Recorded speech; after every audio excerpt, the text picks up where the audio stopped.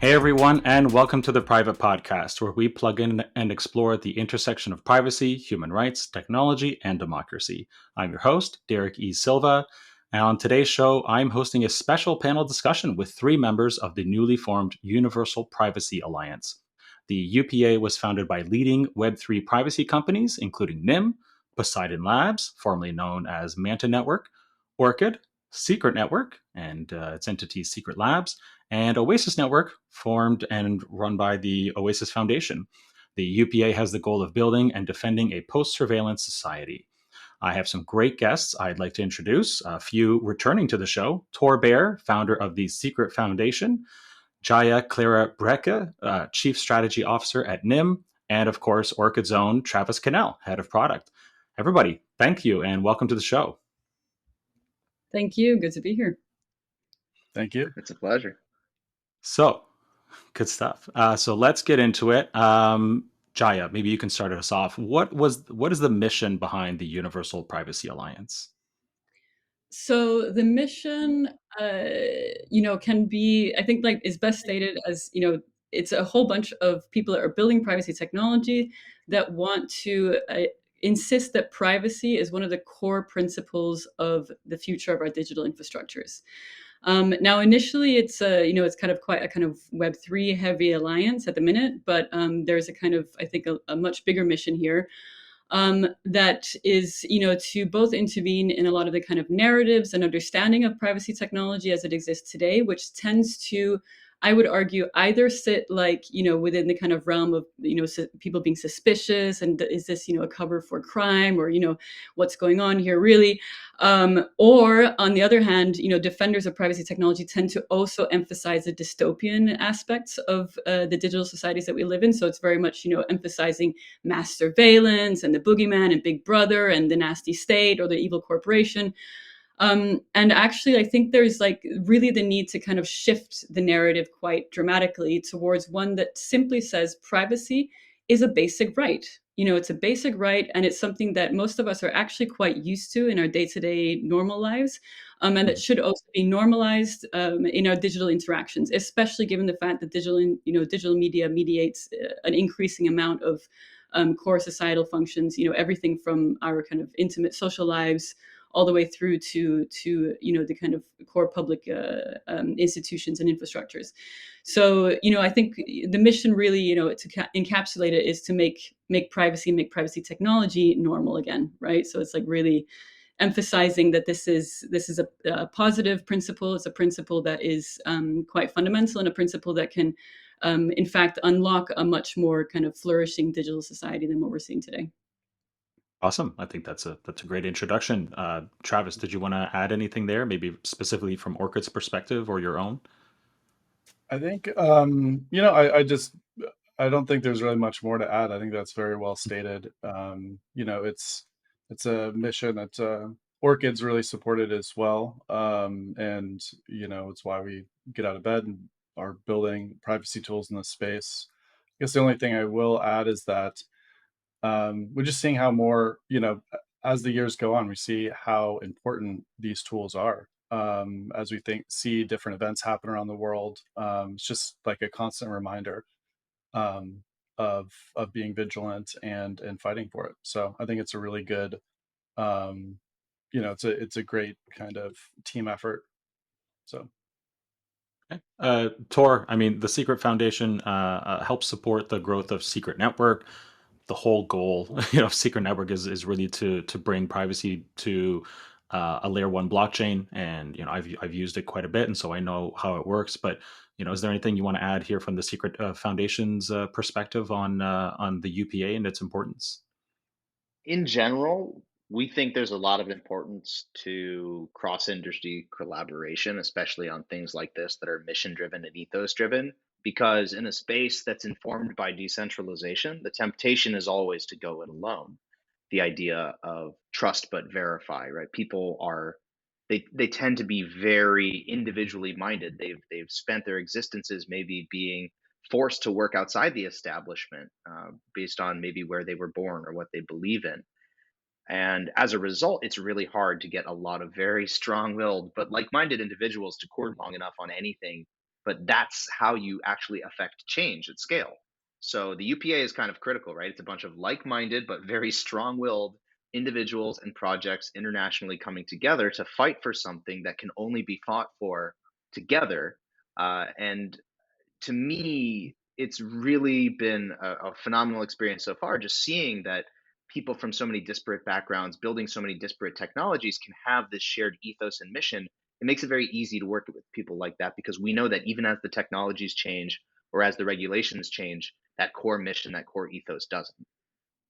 Right. As Travis mentioned, increasing pressure on all sorts of organizations to open up back doors, or have just give us one key and we'll only use it when we need to, and all this other what probably amounts to BS from all sorts of agencies whose job is literally to surveil and find criminals and that sort of thing. But inevitably, I think we all know that there's no half step towards opening that back door to just one organization. um I'm actually I'm going to reverse this a little bit. Can we talk a little bit about the how actually the UPA started? Like who started this discussion? Who started recruiting members, and talk about the launch in Bogota. Tor, if you could start off there, or if somebody else has a more background, I'm happy to hear from them first. I was not in Bogota. We've just been involved in the conversations as a project for a very long time, because again, we've felt these pain points for a very long time. Our project's been building in the public blockchain space since 2017, and we've been looking forward to becoming a core part of initiatives like this since then. And it's only today that there feels like there's enough projects not only talking about these issues, but actually shipping the technologies that are going to be relevant to actually solving the issues, not white papers, but production level tech. That's why UPA is happening today and not 5 years ago. But the threat to these technologies and the threats to user independence have been consistent, right? Dating back, like you're saying, to what was happening with the bans on cryptography that were being discussed last century.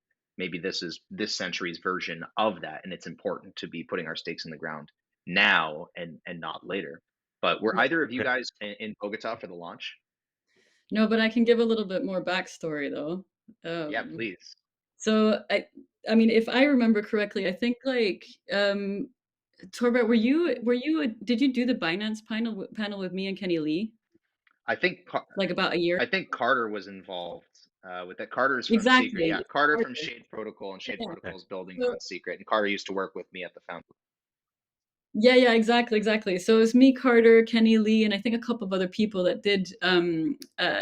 So Binance organized some privacy-specific panel, and we did that online, and we formed a chat as a result of that, and then started bouncing around this idea of having a bit more of an alliance, because it kind of seemed like, okay, there is this vague sense in Web3 that like privacy is important, right? And it's kind of, there's a lot of good reasons for that, because Web3 coming very much out of the kind of original cypherpunk kind of subculture.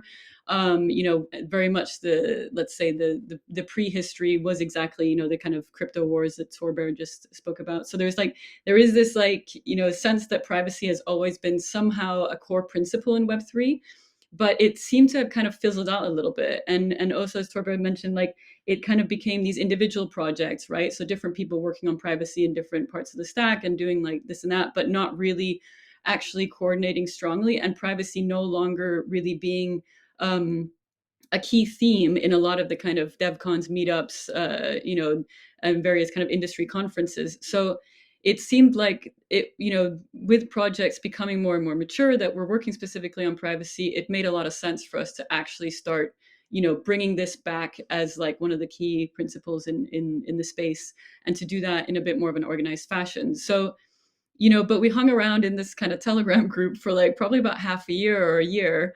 And then the Tornado Cash case happened, right? And it was a little bit of a wake-up call for everybody. It was like, actually, like, an alliance serves a much more pressing need, which is like really,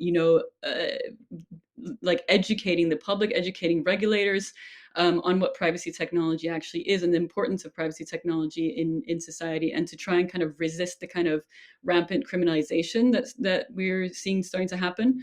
And also, on a much more pragmatic level, start discussing a legal fund, right?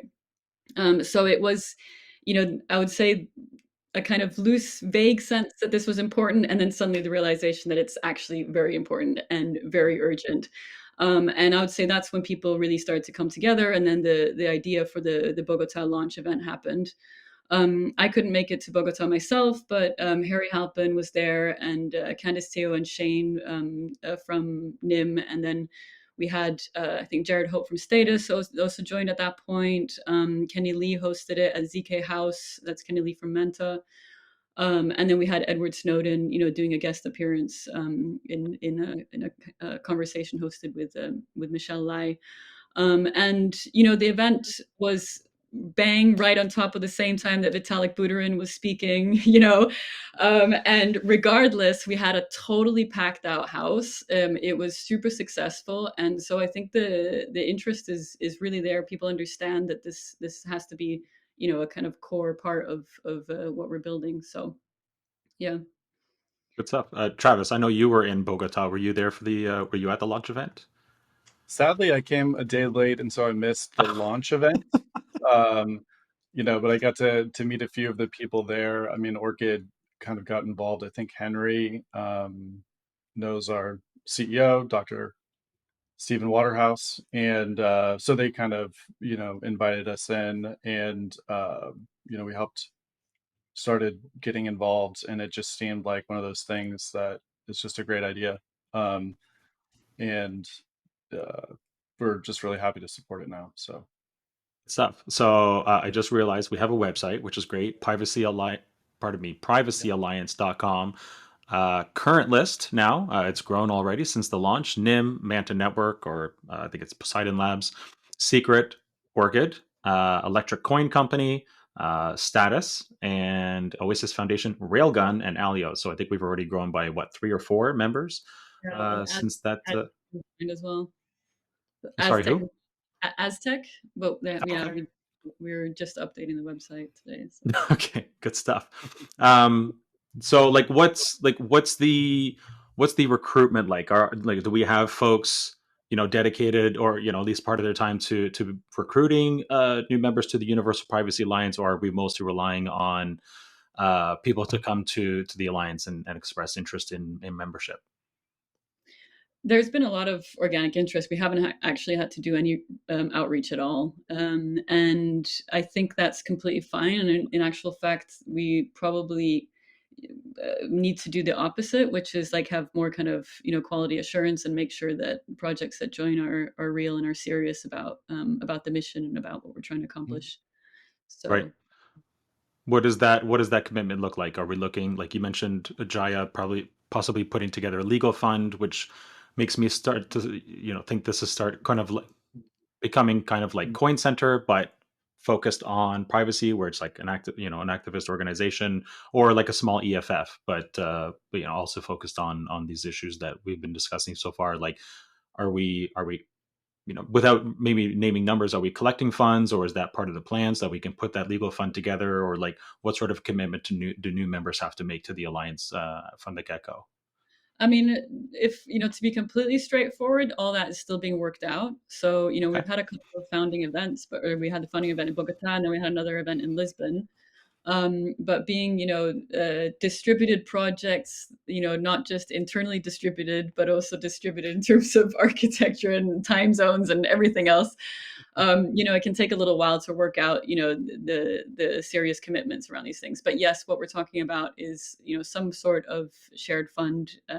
Not entirely clear what that's going to look like yet. And a series of other commitments in terms of resources, right, to make sure that this thing actually is maintained and is run properly.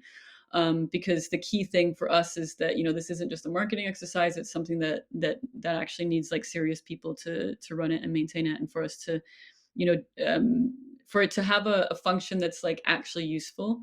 In terms of doing the legal analysis that's necessary for everybody, and doing the kind of the narrative work and the kind of basic organizing, right?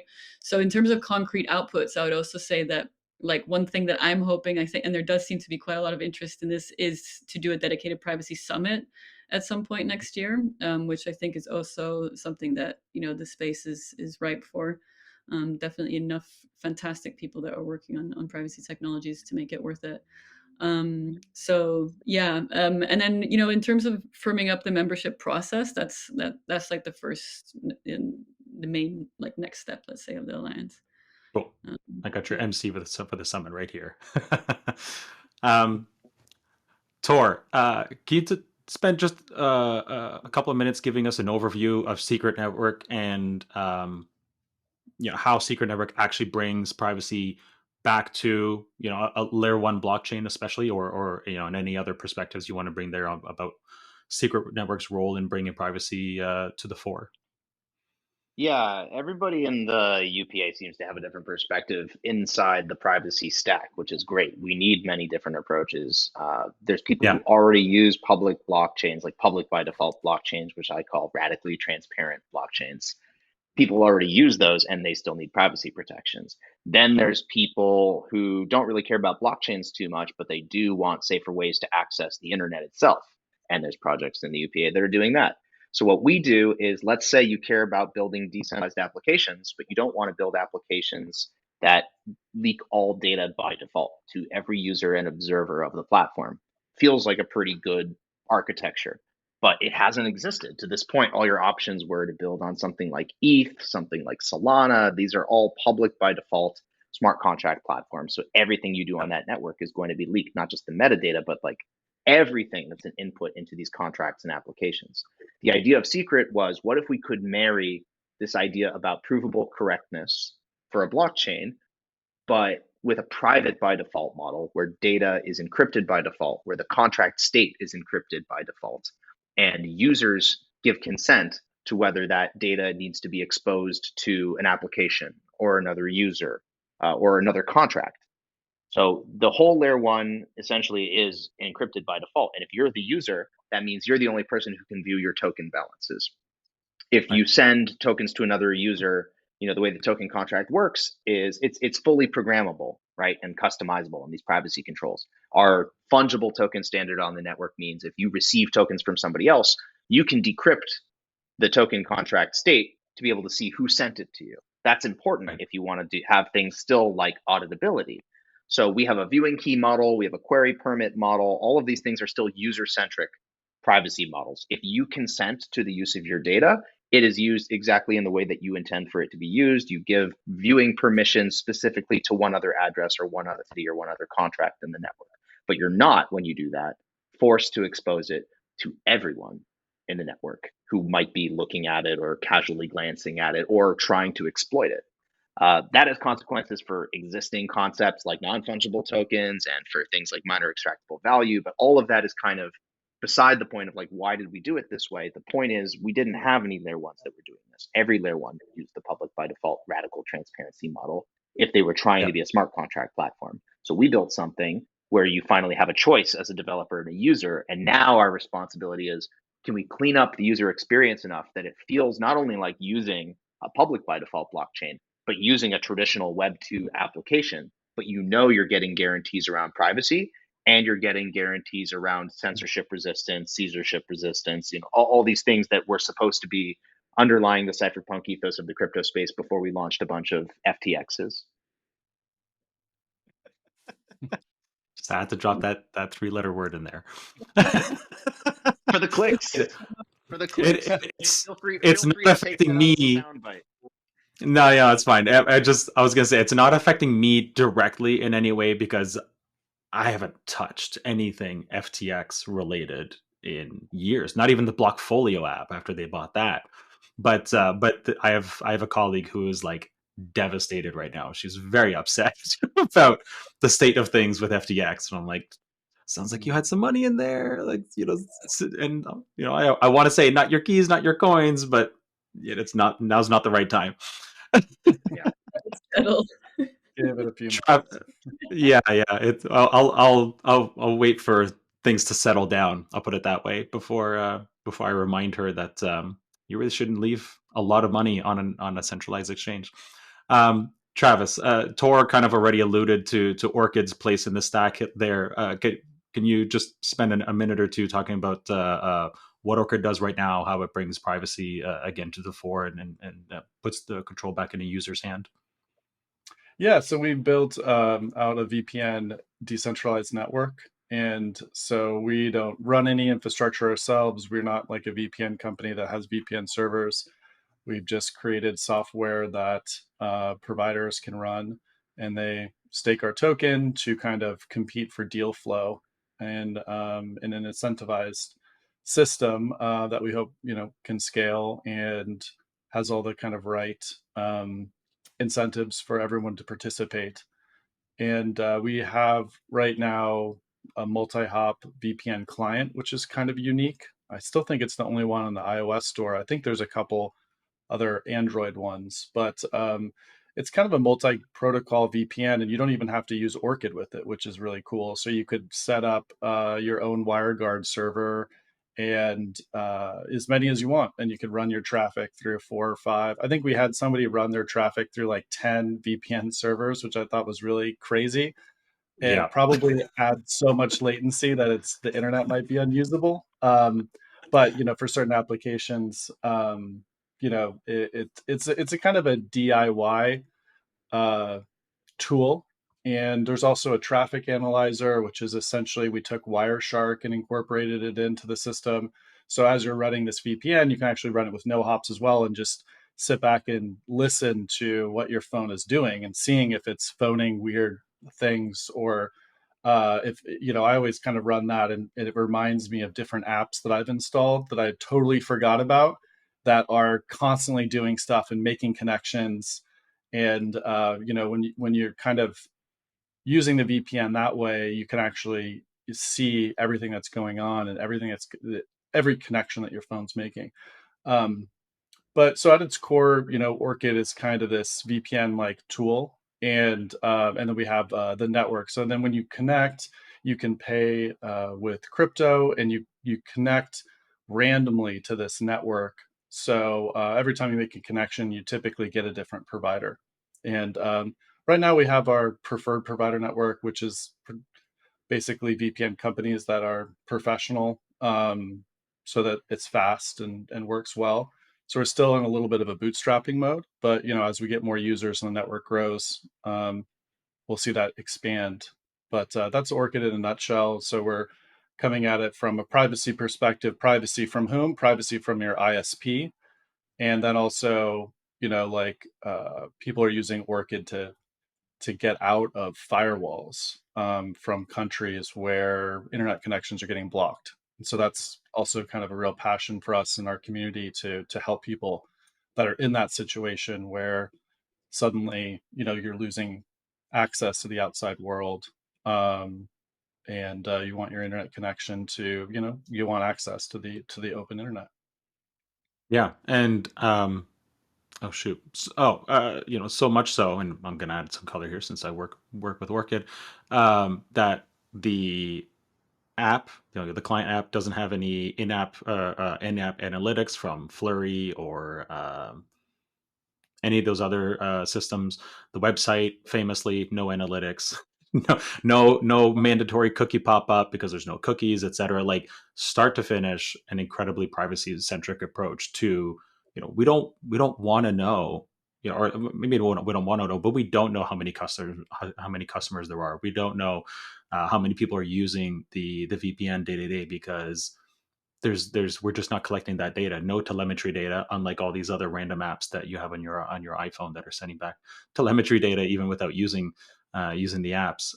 Nothing going back to Orchid or any data providers or data collectors in order to get that sort of information in the first place. Yeah, you try to get it as small as you can, but of course, when you're dealing with Google and Apple, of course, in running through their stores, there's tracking that they're doing that you just have Right. to kind of almost unwillingly participate. Well, I guess it's willing because we're putting our apps in those stores, but to get the distribution, you kind of got to put up with that. But of course, we allow people to compile the code themselves and sideload the APK and stuff like that. So you do what you can. Yeah. But Yeah, I think the Orchid development community has minimized the tracking to basically as little as possible, while also trying to take advantage of the tools that are there for distribution, like you said.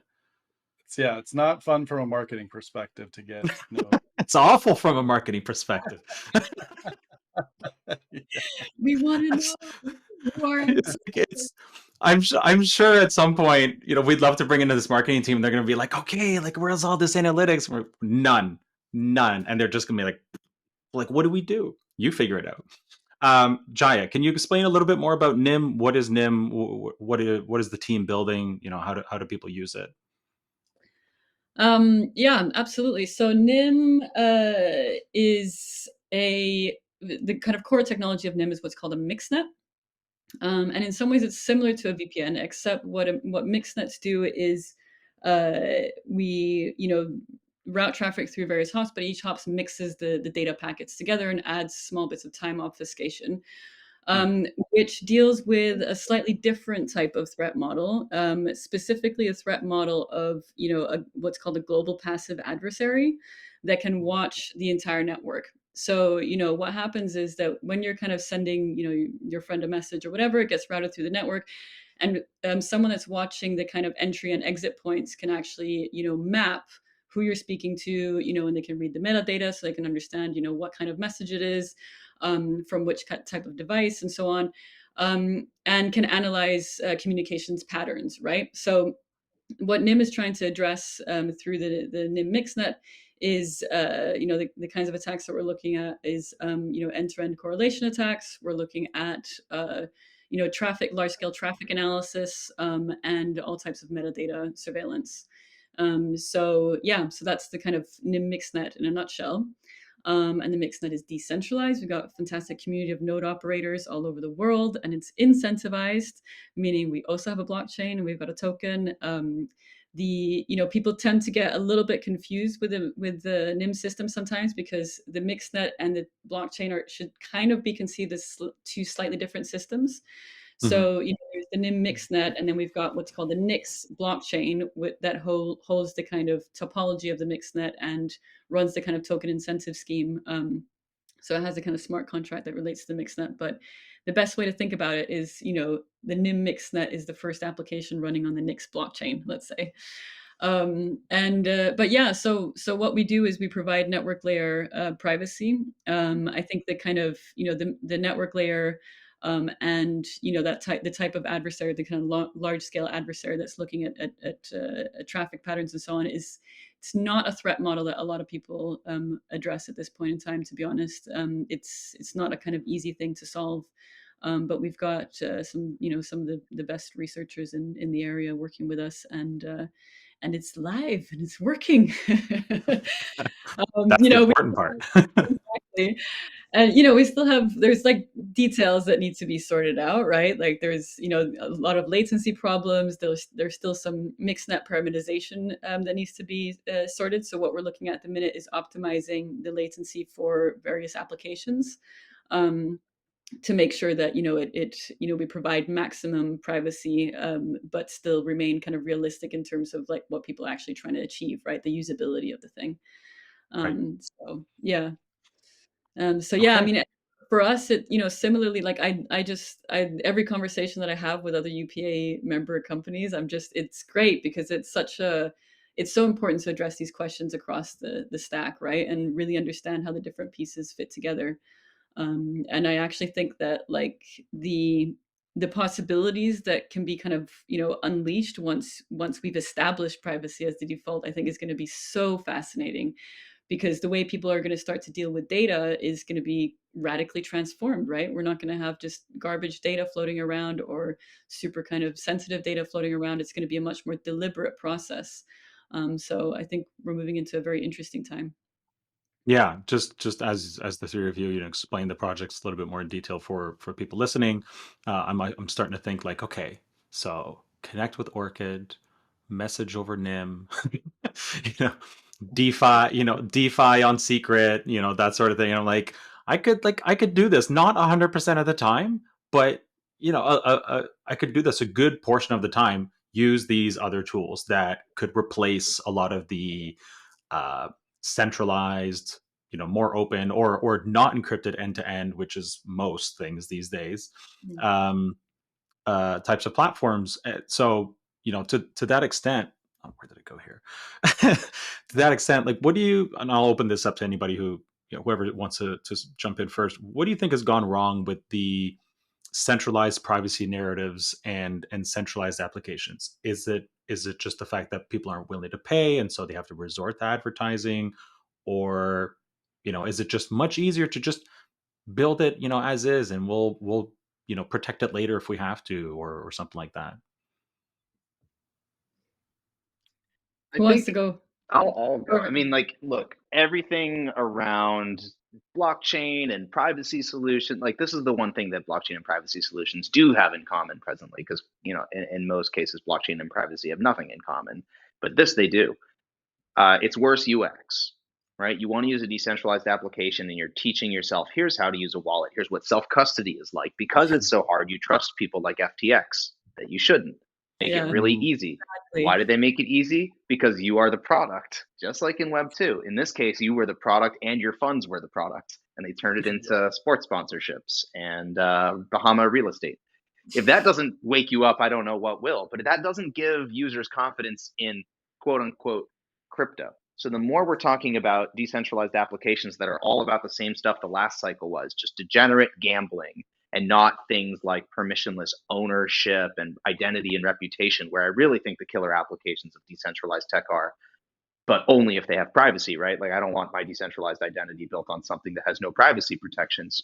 So this to say, I think that the dApps of the future that will be adopted will be private by default, but that means they're going to have these double UX challenges of teaching people to use things that are both private by default and teaching people to use things that are decentralized. Historically, these have had very high learning curves. But there are some things, for example, that we're building within the secret ecosystem, like walletless experiences for users, that rely on privacy preserving smart contracts as part of the stack, like managing mnemonics in such a way with the private smart contracts where they're obfuscated even from the users themselves, and they can't mess it up even if they try to. That's essential for onboarding users and fixing these UX frictions that really should be advantages. But for now, when users are mostly about having fun with this technology and speculating with this technology, these are not the first things that they consider. I do think that the things that get adopted in the near term look a lot more like Reddit NFTs, because the execution on that has been phenomenal. And they've gotten a lot of people who hated NFTs to suddenly love them. But it doesn't mean that that's a great foundation long term for things like identity and digital ownership. So then, now that people have been educated about one piece of the puzzle, it's up to people like the UPA and all of our builders to come in and say, okay, we're most of the way there, but if you don't want this to end up being exactly the same situation you had before, here's how it's different. Here's how it's the same. If you really want Meta to own all your digital collectibles, or if you want to have zero IP rights forever, we're going to do it this way. It's an education process. It's a process of fixing the UX, but we have to remember, like, whatever we're letting people do at the end of the day, they have to feel empowered by it. They have to have a positive emotional experience with it. Otherwise, it's going to feel like eating their vegetables rather than taking control of their futures. If you put a bunch of bechamel cream on vegetables, they taste great. I was like, yeah, I'm vegetarian. I love my vegetables. but I actually, can I step in a little bit? Is that okay? Yeah, go ahead. I love vegetables too. I mean, I just want to say, like, Bair, you hit the nail on the head, and I'm so appreciative of your answer, because I think the key thing here is not to focus on narrative, but really start to deliver, right? So when Torbe talks about, usability and, interfaces and so on, it's so true that that's exactly what, when you have like clunky, not usable tools, like that's what people associate not just crypto with, but also open source and privacy, right? Immediately people are like, oh no, that's not for me. Yeah. It's like, I'd rather go for like, the kind of centralized corporate, whatever, where I'm the product, because at least I can get my shit done in the day-to-day, right? And that's a problem. I mean, there's a bad reputation there. There's been a bad experience there. And that's something that, like, I think the key thing here is to not push the decentralization narrative under those circumstances, because what happens is that you end up having centralized entities like FTX actually representing the decentralization narrative, right? And then it's like, the whole space gets a bad name. So I think it's time to not address it as a question of centralization versus decentralization, because we kind of lost that. We did, all these, both Luna, the Terra Luna collapse and FTX. And I mean, it's just been one thing after the other. And for me, I don't, that's not by chance, right? There is something about the decentralization narrative that actually sometimes tends to obfuscate and cover for the fact that decentralized architectures sometimes create centralization at other layers in the stack, right? And centralized new forms of centralized intermediaries. And so it's time to kind of grow up a little bit and get real about that and be like, this has been people's experiences so far. And so, it's time for decentralization to prove itself in terms of functionality rather than just ideology, right? We need to kind of step away from the narrative, the ideological side of things, and just get real about what we're building. Fair enough. Does it all just start with password managers? Like, it feels like if everybody just like, my girlfriend's like, oh, I can't remember the password. I'm like, why? You work in crypto. What do you mean you're still trying to remember passwords? Like, give up. Just I remember one password. I knew 2 other passwords with my previous bank. I'm not with those banks, that bank anymore. I've moved. I have spread things across. So I'm like, I know one password. That's it. I remember, and it's not for one password. It's for a different app. I remember my seed phrases by heart, all like 150 of them. I know every word. No, come on, guys. I think I remember my phone number. Yes. Yeah. I need to call myself. Humans are always the most fallible part of the system, as FTX has shown. Yeah, well, as almost every scheme or scam or Ponzi, has shown us. Yes, it's almost, or social engineering attacks and that sort of thing. Yeah, it's always, almost always the human. You could put up as many guardrails or firewalls, and I want to resist this narrative. Okay, go for it. There's no clean distinction between human and machine. It's a little bit more fluid than that, right? People write code, people set up companies. At the end of the day, there's no kind of clean outside to that messiness. We're just trying to kind of mitigate it, right? Code has bugs. Is that the code's fault, or is that the human's fault? That was their code before? It's kind of, the whole thing gets a little bit. It's almost certainly the human's fault, and the peer review that code hopefully went under, or the audit or whatever else. But Okta, it was some person, getting like 18, 19 2FA requests, and then falling for somebody messaging them on WhatsApp to say, hey, can you approve this thing I'm trying to get in, and I lost my credentials. Oh, fine. Ding. No, it was working. It was working fine until you got fooled by this WhatsApp message. But anyway, I know. Sorry, go ahead.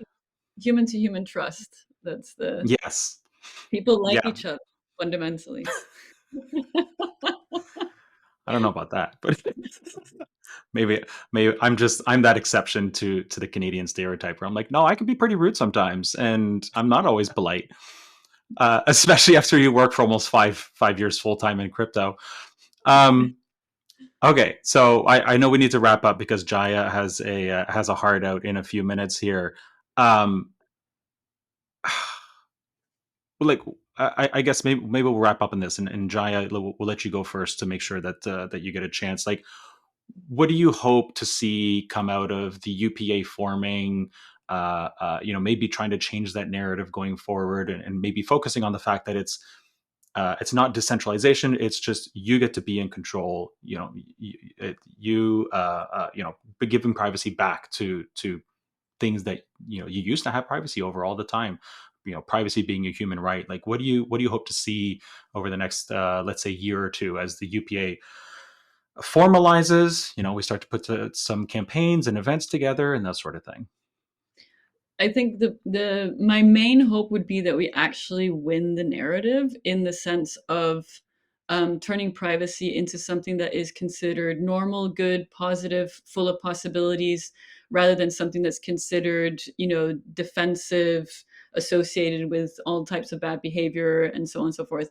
So that would be the kind of biggest win for me, to really kind of have put forward, like right now I think it can really be summed up with this, like, why do I need privacy if I haven't done anything wrong? Like that sentence, right? I would like to see that sentence just not exist anymore and be replaced by something else, right? Something else that whenever people hear the word privacy, they associate it with this other thing.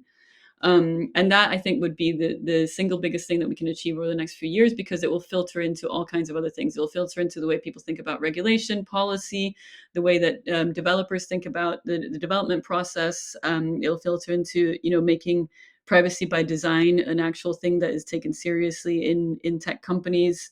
So I think for me, this is one of the biggest, most important things we can do the next couple of years. Yeah, it should be more like, if it's going to exist, it should be more like, why do you need to know X attribute about me? Period. Or in worst case scenario, unless I'm doing something wrong. Tor, what about you? What are you hoping to see come out of the UPA over the next year or two as we start to move the ball forward here? Tangible outcomes, like we don't know what the rest of the world is being doing while we're talking about this. There's already the legislation that's working its way through in the EU. There's whatever the US response is going to be to the FTX stuff, and that's really uncertain. So the metrics that I care about is less like what is specifically the output of the UPA. I care much more about, or like what sort of change can we affect at scale. It's so early stage that what I want to see is, can we coordinate effectively as a decentralized organization of decentralized organizations and networks? Is it possible? I mean, I work on this in many different contexts. I'm also part of this similar group for the Cosmos, where it's a bunch of Cosmos chains trying to interoperate together, but it's actually a bunch of independent self-sovereign L1 ecosystems. It looks closer to the United Nations than it does to any kind of centralized organization you can conceive of. And I don't consider the UN to be the world's most effective organization, but I understand the reasons for its existence. And I understand that it does have a seat on the world stage that is critical. So I'd like the UPA to have a seat on the world stage that's critical. I'd like it to be considered to be a strong brand, a strong organization of strong independent collaborators who become stronger together. But that is going to come down to how well we execute collectively, the types of marketing concepts we're going to be able to create collectively, how those get socialized, whether we develop people who are good speakers, good influencers, good communicators, and relationship developers around these issues, the more the better. That's going to take place probably over the next year. And after that, on that foundation, I have some confidence that the change we want to see affected in the world will come to it. But if we put all of our eyes only on achieving those end states and not enough on our own operations as the UPA, it's likely that we'll just end up wandering for a while, or setting expectations that are well beyond our ability to achieve them. And that's the opposite of the way that you would build a brand for this type of organization. We want to show first strength and then turn that into meaningful changes. I wonder if we can get the speechwriter from the West Wing, because whoever wrote those speeches for President Bartlett was epic. I'm sure he's busy writing the FTX.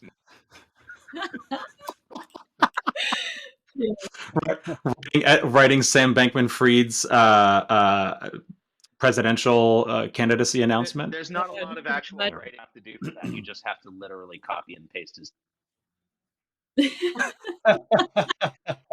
The movie script writes itself, really. Yeah, absolutely. Yeah, I actually That's do true. have to run. It's been such a pleasure. Yeah, I'm Thanks. sorry to cut off so harsh on, but yeah, It's okay. We understand.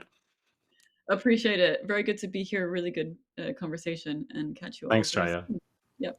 Ciao. Travis, take us home here. Yeah, I think our involvement with the UPA, I'm really excited to see this form, and we have a lot of initial energy. I think that Tor and Jaya had a lot of good points. I think a counter narrative is a great goal to eventually have, like something that we can all rally behind. So I think there's going to be marketing messages that are going to come out of this, and different things that we can get behind. But we need to start with organization and how we organize, how we get together, who we let in, and what we want out of everybody, and how we make decisions is going to be pretty important.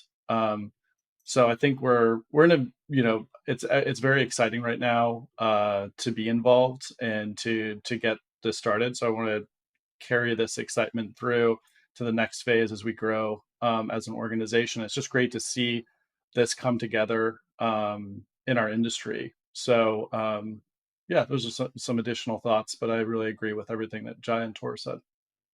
Okay, terrific. Well, that's a wrap. So thank you again for your time here today and for answering these questions and introducing everybody to the Universal Privacy Alliance. I don't remember NIM's website off the top of my head, but I will get that in a second. Tor, if people want to learn more about Secret Network and what it can do for them and the types of decentralized applications or dApps that are running on Secret Network, where should they go?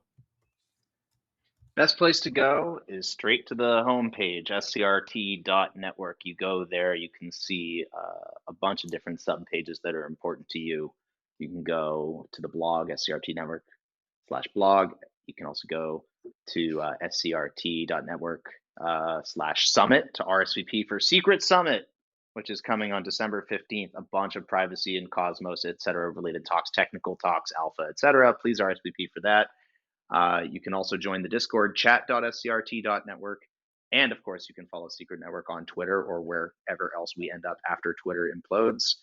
Currently at Secret Network, I personally am at Bair, first name, last name. I drop all kinds of alpha and such there and tweet stream of consciousness thoughts that sound pretty similar to what you're hearing here. So if you enjoyed any of that, then A, follow me, B, seek help. Good stuff. Travis, what about if somebody is listening to this podcast, they probably don't need to know more about Orchid, but just for posterity, what if they want to learn more about Orchid?